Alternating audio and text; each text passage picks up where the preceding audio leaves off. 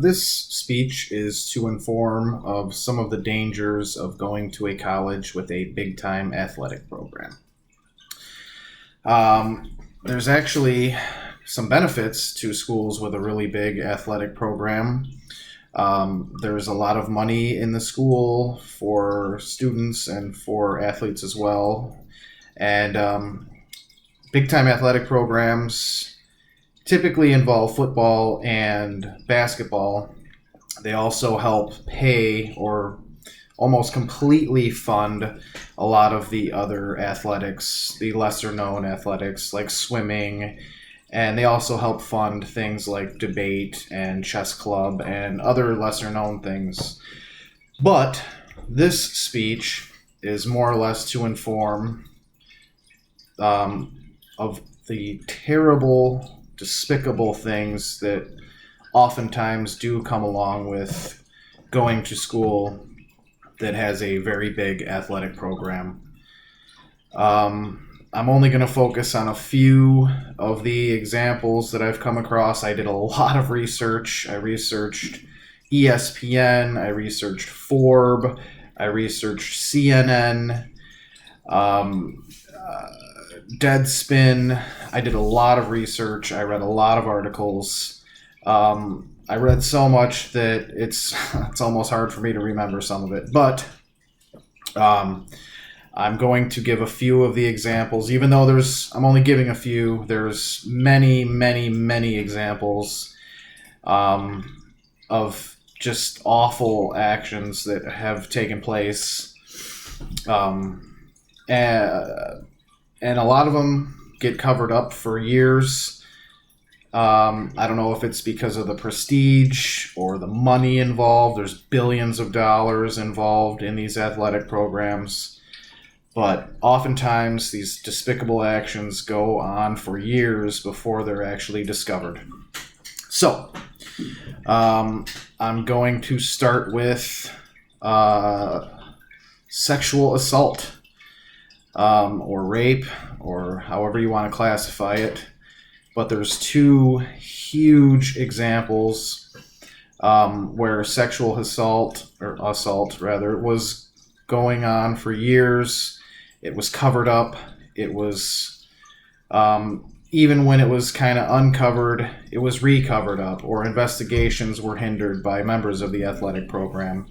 So the first one is probably one that most people know about, would be the football program at Penn State University. They had a person who was under their employ. He was actually their defensive coordinator for 23 years. His name was Jerry Sandusky. And, excuse me, he actually started a charity called the Second Mile, to where he was supposedly helping underprivileged youth, male boys, teenage boys a lot of times that didn't have a father or just grew up in a tough environment. He was supposedly helping these boys out. And it turned out for several years he was actually sexually assaulting these boys. I believe there was 45 cases altogether. He was basically using this charity to get away with assaulting these boys. He got discovered, or he got caught with sexual contact in the showers at Penn State University in 1998. And it was basically nothing was said. Nothing was said to anybody. Then he got caught again in 2002, and the head coach, Joe Paterno, who was one of the most well-known coaches of all time in sports, college sports, he found out. He did nothing. The president of the university found out. Nothing happened. And this continued to go on until he finally got dismissed, I believe in 2007, and then in 2012 he was on trial and he got convicted of, like I said, 45 or so sexual assaults, and he finally went to prison. So that's just one case of sexual assault, or one instance of sexual assault. There's another instance at Baylor University where the head coach covered up for several years rapes that the football players were accused of. And over a 3-year span from 2011 to 2014, it was actually 31 different players were accused of rape to the tune of 52 different instances. And I just, because of the money involved, the program makes so much money, it was covered up, it was swept under the rug until finally the right person, or wrong, however you want to look at it, found out about it, and there was their own independent investigation that went on, and they found out what was going on. 52 different instances in a 3-year span from the football team. And then there's another instance of murder in Baylor, another Baylor, but this is the basketball team.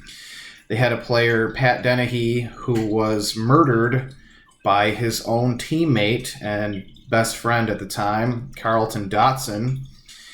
And the coach at the time was illegally recruiting, and he actually recruited Dennehy illegally, and he was actually caught on audio, I believe, after the fact, trying to convince his players to defile or slander Dennehy's name. He was accusing him of being a drug dealer, saying it was self-defense, and basically he was just trying to cover up the fact that he had lied and cheated. And he paid Dennehy's car note and paid his tuition to get him on the team. So basically, if you're considering going to a school that has a huge athletic program, watch out.